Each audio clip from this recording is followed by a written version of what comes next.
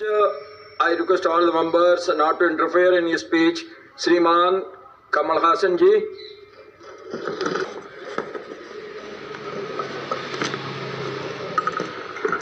Much revered Honorable Chairperson, respected members of this House, respectable members of our Alliance Party from Tamil Nadu, who found it fit to recommend me to this seat and audience. I consider this moment an honor. Thank you.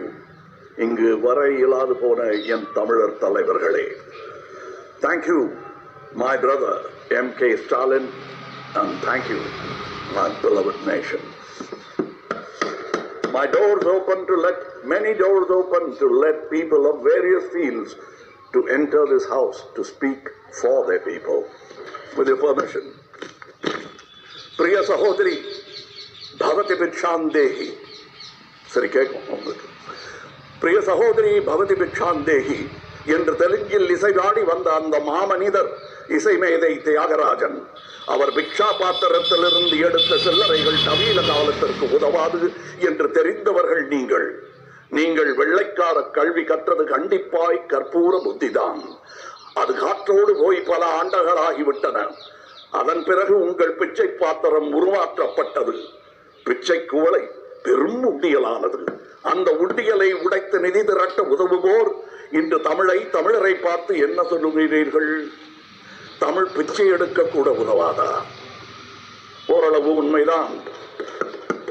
ஒரு தெற்கத்தி அறிவுரை தந்தாய். தமக்கென உங்கள் நிதியை திரட்ட ஆங்கிலத்தில் இந்தியில் பிச்சை எடுக்கலாமே. தமிழ் பிச்சை எடுக்க உதவாது, திருடவும் உதவாது.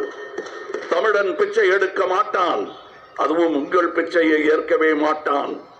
தங்கச்சி, ஓட்டையும் நாட்டையும் இந்த கமலஹாசன் விற்கவே மாட்டான். உங்கள் சாபங்களில் எங்களுக்கு நம்பிக்கை இல்லை. Please conclude.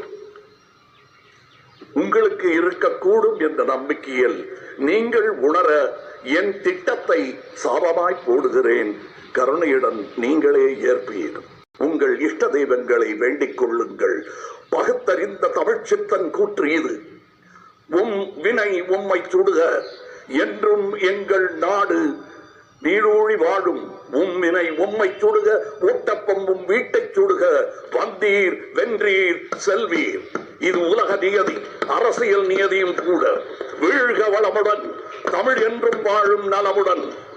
வணக்கம் அவை வந்தடைந்த தலைவர் கூட்டத்திற்கு.